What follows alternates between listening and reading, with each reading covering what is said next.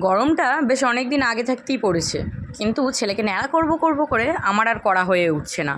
সময়ের অভাব, প্লাস আবার এটা ওটা ওকেশান লেগেই আছে। আর ওকে তো ন্যাড়া করাই প্রত্যেকবার আমি, বাইরে কোথাও নিয়ে যাই না।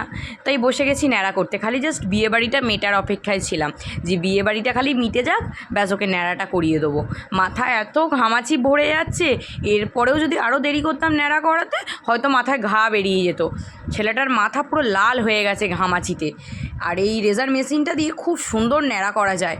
ওকে ন্যাড়াটা তো ক্লিনভাবে করিয়ে দিলাম, কিন্তু ওই যে আমার কর্তামশাইয়ের খুঁতখুঁতে মন, ব্যাস বলে না এখনও পরিষ্কারভাবে হয়নি, দাও দাও আমাকে দাও। বলতে পারছে না যে আমারও একটু ইচ্ছা করছে ওকে ন্যাড়া করানোর, দাও না গো, সেইটা মুখ ফুটে বলতে পারেন না। যাই হোক, ওনাকেও দেওয়া হলো, উনিও একটু ন্যাড়া করালেন। এদিকে আমার সোনা পাপার কিন্তু একটু কোনো রিয়াকশান নেই, যে ওর মাথায় চুল নেই সেই নিয়ে কোনো বাচ্চাদের যে আতঙ্ক সেটা নেই ওর মধ্যে। এই যে চান টান করিয়ে ফ্রেশ করিয়ে দিয়েছি, দেখো তো আমার সোনা পাপাটাকে টাকলু অবস্থায় কেমন লাগছে। ওকে যতবার বলছি বাবা তোমার চুল কই, বলছে তুমি কেটে। ওর খুব মজা টাকলু হয়েছে।